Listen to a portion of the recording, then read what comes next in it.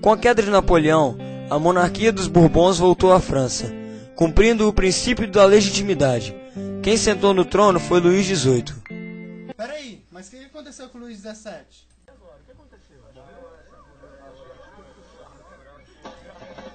Morreu! O 17 morreu! Morreu! O 17 se foi! De Luís XVI para Luís XVIII. Luís XVIII, antigo conde de Provença, chegou ao trono com o desaparecimento do filho de seu irmão, Luís XVI. Aquele que deveria ter sido Luís XVII morreu ainda criança, aos 10 anos, na prisão do Templo, em 1795, durante a Revolução. A veracidade dessa morte suscitou dúvidas em inúmeras pessoas e até em alguns historiadores. Apareceram falsos Delfins, sobretudo depois de 1815, mas nenhum deles conseguiu provar sua autenticidade. Uma nova Constituição foi promulgada, e o poder executivo passaria a ser exercido pelo rei e pelo legislativo.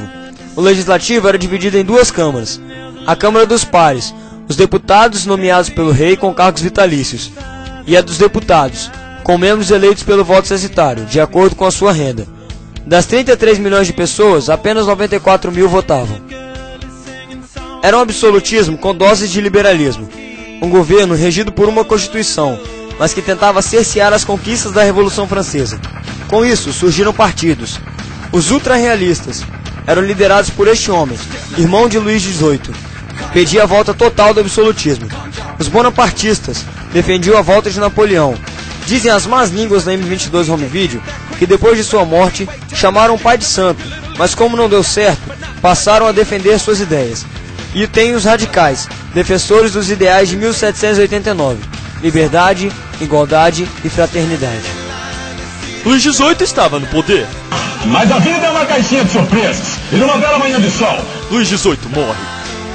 O conde de Artois, ultra-realista, irmão de Luís XVIII, assume o trono com o nome de Carlos X.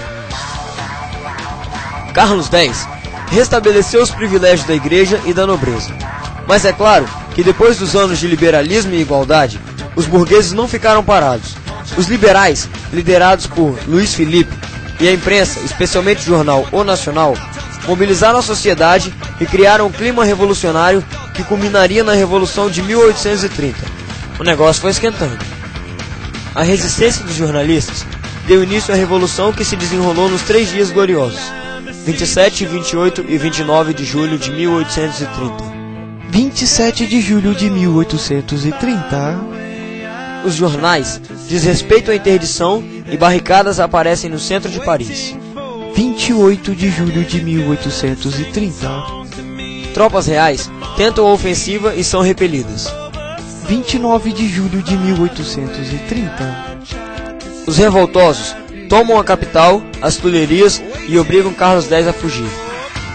Os republicanos não tinham número para mudar o regime, apesar do apoio popular em Paris. A burguesia preferia uma monarquia constitucional à república democrática.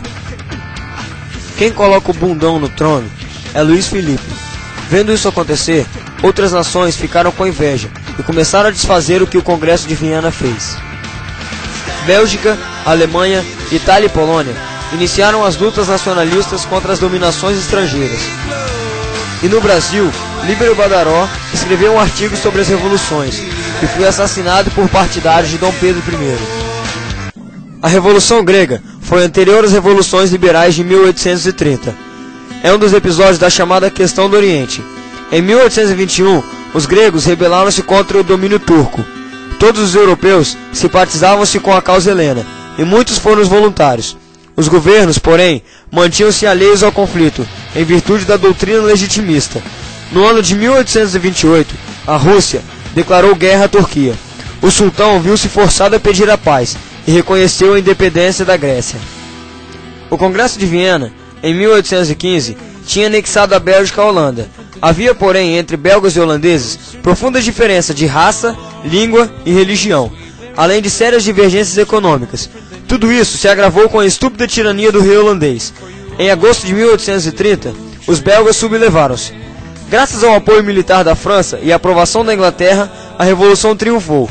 Estabeleceu-se então uma monarquia constitucional, de regime parlamentar.